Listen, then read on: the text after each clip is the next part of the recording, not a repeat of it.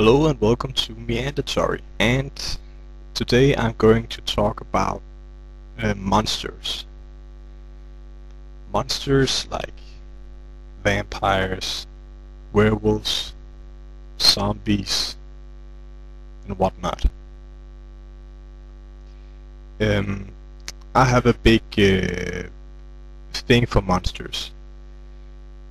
Um, not really the way they drag a road of slime behind them, not about their shiny teeth or their furry bodies. What makes me really like monsters are the symbolism and the emotion they represent and can create in us. To me, that's really why we need different monsters. I mean, why don't we just have one monster and that would be it? We need different monsters to create different experiences, really. Vampires are often shown as very elegant uh, killers in a way, very how can you say, they're sort of above us, while zombies are in a way below us, but they are ravaged beasts, savages, and they come in numbers and they are brutal. While werewolves are brutal as well, while also there's a mystery to the werewolf. Who is the werewolf and such. There's always some kind of deeper story to the monsters. And that's really what makes them last so long for us. What makes them iconic, and the whole reason why we need more than one monster. One reason why I want to bring up monsters is that I feel there are some that are missing from today's pictures, video games, and whatnot. Mainly one, actually.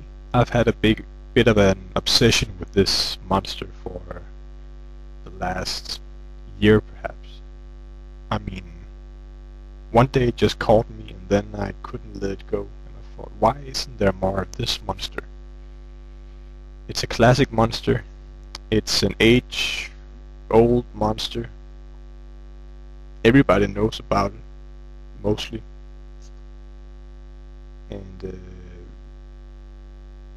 I'm going to tell you more about why I think it deserves a place in the consciousness of our cultures. The monster I'm talking about is the golem. The golem, well, there are many different, of course, many different interpretations of the golem, just like there are different interpretations of the vampire, of the werewolf, and so on and so on. But the golem is basically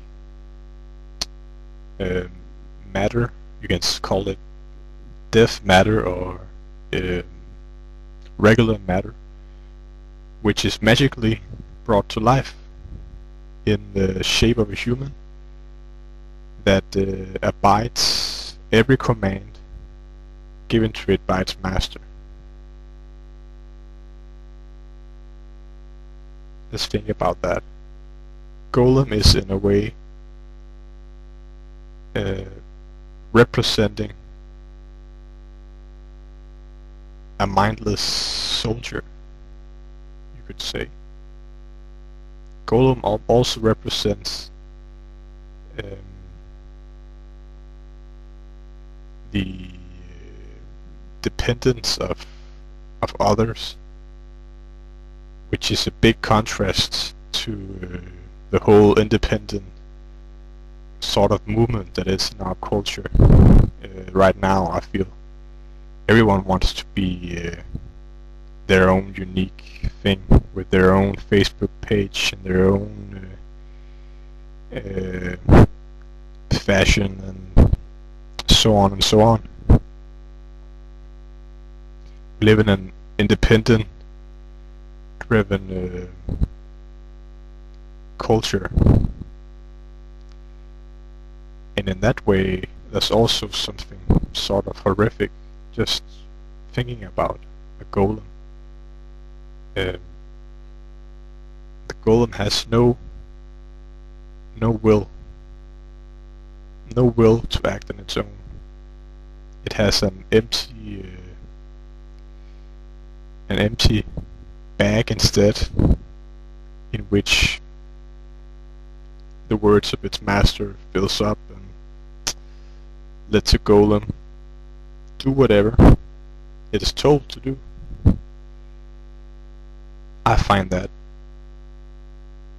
very, very interesting. And if I was a director of any sorts, I would do something with the golems. In fact, I even have an idea for a major story, a series actually, about golems and how it could be put together. Just some quick ideas, you know, to actually make a whole mythology about golems, which would be interesting. I'm not going to mention that now, but all I'm saying is that I see potential in the idea. I think there can be many iterations of the golem mythology, just like there can be many iterations of the vampire mythology and the ghost mythology and so on. But the reason why, as already mentioned, is that in a way there's a spiritual depth to the monster, and that's, in my opinion, what separates the real iconic monsters from everything else. And another thing is, culturally, some would say we've been through a vampire craze lately. Others would say we've been through a zombie craze lately. Probably depends on which part of the culture you like to be in. Considering the zombie craze that's been in video games, in horror movies, games like Left 4 Dead, Resident Evil, which isn't anything new, but still, bunch of smaller games, Call of Duty, zombies, and I don't know, zombies, a lot of zombies. New zombie games coming, Dead Island, as well as, I forgot it, but there are, of course, many others. The zombie craze. To me, personally, I enjoy it. I haven't been tired of it yet. Not because I enjoy every piece of zombie material there is, but I know the potential of, or no, I think I know at least some potential of the zombie monster. It has been reached in movies like 28 Weeks Later. The first 10 minutes of 28 Weeks Later, to me, is a perfect example of how horrifying zombies can be, and I love it, absolutely love it. The thing that made me love zombies was the very beginning of the remake of Dawn of the Dead. Zack Snyder's one of the things that brought Zack Snyder into the fame, and that was really also something I couldn't forget afterwards. That really put zombies in my consciousness. So the beginning of the remake of Dawn of the Dead and the beginning of 28 Weeks Later, that would be my zombie potential 101 class. And what makes them so much better than almost anything else with zombies for me is that there's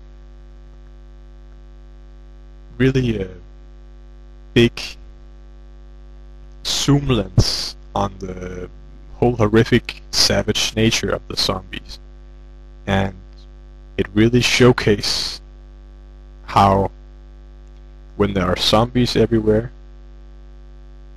everything is played by their rules. There are no rules really.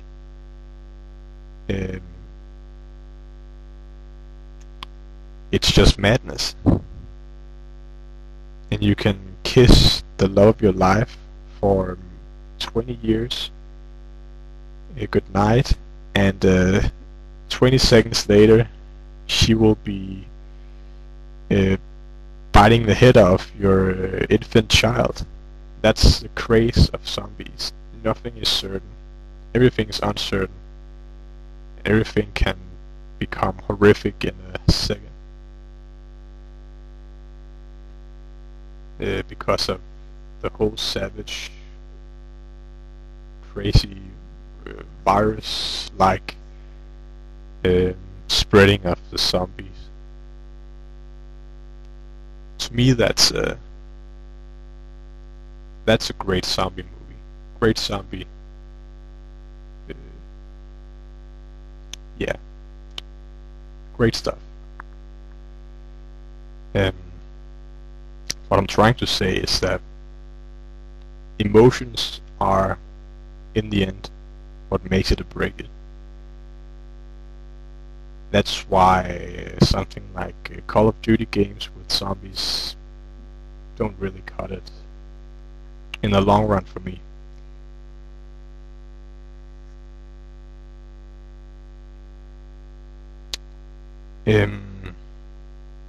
Well, I got a couple of minutes left.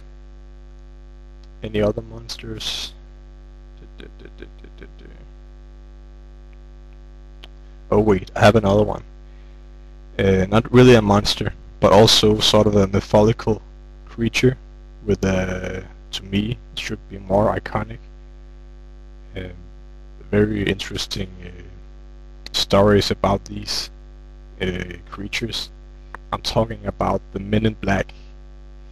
Not Will Smith and Tommy Lee Jones, but if you've read some of the supposedly real stories about Men in Black, they are really hilarious and almost, I mean, if you were a scriptwriter, you would, I think you should be proud if you could make something like this up. Those stories showcase Men in Black as these human-like, or supposedly humans, bald humans, very pale humans, completely white humans, that inexplicably put lipstick on their lips and have these black suits on, wear a black suitcase, and after a human who's seen a UFO, for example, they will come visit your house and ask these questions and threaten you to not to talk about it, and so on. That's also a great monster. No one talks about it. I don't know why.